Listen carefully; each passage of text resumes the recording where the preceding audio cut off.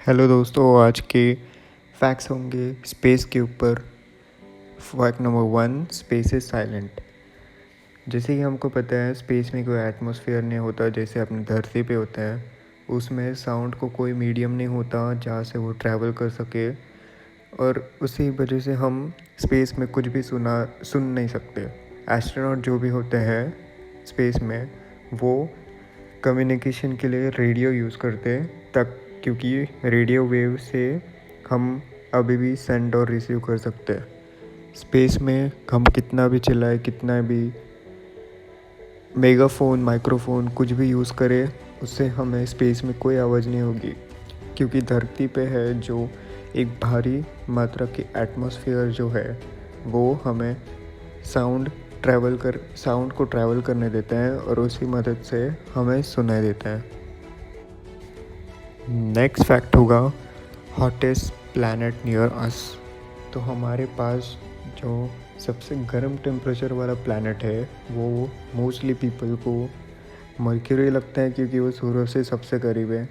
पर वैसा नहीं है। सबसे गर्म प्लैनेट वीनस माना जाता है, क्योंकि उसका सरफेस टेम्परेचर 450 डिग्री सेल्सियस होता है, और जब भी वो सूरज के पास होता है वो और भी ज़्यादा होता है। ये दरअसल है क्योंकि मर्क्यूरी में कोई एटमॉस्फेयर नहीं है, तो उसको टेम्परेचर बाहर फेंकना होता है, जो भी सूरज से गर्मी आती है वो, और वीनस का टेम्परेचर वो ट्रैप कर लेता है। सो नेक्स्ट फैक्ट है देयर में बी लाइफ ऑन मार्स। हम ये बात जानते हैं कि सोलर सिस्टम में हमारे ऐसा कोई भी ग्रह नहीं है जिस पे हम रह सकते हैं सिवाय धरती के। पर साइंटिस्ट ने पता लगाया कि मार्स पे जो एटमॉस्फेयर है वो हमें रहने लायक बना सकती है। कुछ ही साल में हम कॉलोनीज़ बना सकते हैं, वहाँ पे वेजिटेबल्स उगा सकते हैं, और कुछ ही सालों में वहाँ पे रहने लायक ऑक्सीजन हम बना सकते हैं। नासा का प्लान 2024 का है स्पेसएक्स के साथ, जो होपफुली कामयाब हो सके। नेक्स्ट फैक्ट है कि हमारे विजिबल लाइट में कितने तारे हैं, टोटल नंबर ऑफ स्टार्स। तो ये अनगिनत अमाउंट है जिसे साइंटिस्ट कभी भी गिन नहीं सकते, क्योंकि अंतरिक्ष बहुत ही बड़ा है। हम सोच भी नहीं सकते उससे ज़्यादा बड़ा है।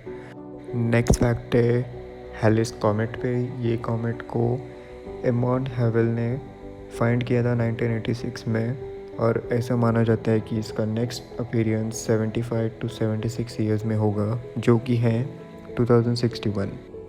इस कॉमेट को जो लास्ट देखा गया था वो था सन 1968 में। नेक्स्ट फैक्ट है ये नासा का जो सूट था उसकी प्राइस कितना थी। तो जो मून पे एस्ट्रोनॉट गए थे उसका स्पेस सूट का प्राइस था $12 मिलियन। न्यूट्रॉन स्टार एक स्टार होता है जिसका डेंसिटी बहुत छोटा होता है, वो करीब 10 किलोमीटर बड़ा होता है, और उसका मास सूर्य से बहुत ही ज़्यादा होता है। इसका रोटेशन इतना फास्ट है कि ये 1 सेकंड में 600 बार घूमता है, और इसका जन्म होता है एक तारे के कोर कोलैप्स होने पे सुपरनोवा एक्सप्लोजन के बाद। ये प्लैनेट को देखिए गाइस, इस पे है हीरे। ये प्लैनेट पे हीरे है, और ये अपने स्टार के हैबिटेबल जोन में आता है। इसका नाम 55 कैंसर है, जिसका रेडियस धरती से दुगना है, और ये हमारे से 40 लाइट प्रकाश वर्ष दूर है। इसे हम नेकेड आई से भी देख सकते हैं। इसका लोकेशन कॉन्स्टलेशन ऑफ कैंसर में है। जो साइंटिस्ट 1961 में मून पे लैंड हुए थे, नील आर्मस्ट्रॉन्ग और उसके साथी, उनकी जो फुटप्रिंट है वो माना जाता है कि और 100 मिलियन साल तक वैसे ही रहेगा, क्योंकि मून पे कोई एटमॉस्फेयर नहीं है, जिसका मतलब ना ही हवा ना ही पानी, तो वो इरोड नहीं हो सकता, उसको सरफेस से कोई भी हटा नहीं सकता। ये बोलते हैं कि अपोलो मिशन के जो एस्ट्रोनॉट थे या उनका स्पेसक्राफ्ट प्रिंट, रोवर प्रिंट और जो भी उन्होंने फेंका उसका मटेरियल कई आने सालों तक वैसे ही रहने वाला है, कई सदियों तक वैसे ही रहने वाला है।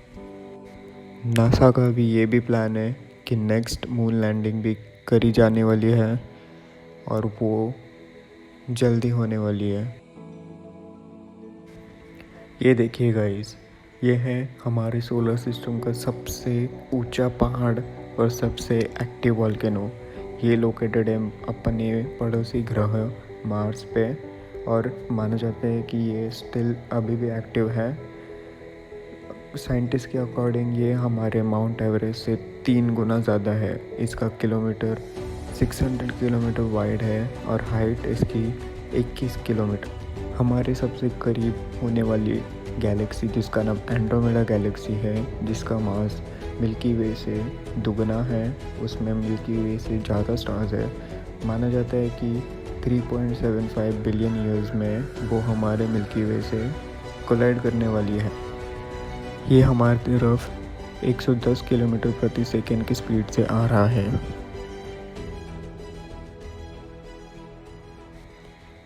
जब हमारा पृथ्वी काफ़ी यंग था तभी एक बड़े से एस्ट्रॉयड ने आके अर्थ से टक्कर मारी, जिसके कारण अर्थ के टुकड़े हो गए और वो टुकड़ा अभी हम चांद में देखते हैं, चांद के रूप में देखते हैं। वो टुकड़ा हमारे साथ इसलिए जुड़ा हुआ है क्योंकि धरती का ग्रेविटेशन ने उसको पकड़ के रखा है। और तब से ही हमारे पास चंद्रमा जैसे आकाश में दिखने वाला एक खूबसूरत पिंड है जो हम रोज़ देखते हैं और उससे हम कभी कभी खुश भी हो जाते हैं। तो गाइस कमेंट सेक्शन में बताना कि आपको ये वीडियो कैसी लगी। मैं रोज़ ऐसे अमेजिंग फैक्ट्स पे वीडियोज़ लाता रहूँगा, तो उसके लिए लाइक कर दीजिएगा, सब्सक्राइब कर दीजिएगा, शेयर कर दीजिएगा आपके दोस्तों को और हमें सपोर्ट करते रहिए ताकि हम ऐसे ही रैंडम फैक्ट्स आपको दे रोज़। और ये चैनल सिर्फ हिंदी में होगा, तो आपको हिंदी में बहुत ही अमेजिंग फैक्ट्स मिलने वाले हैं।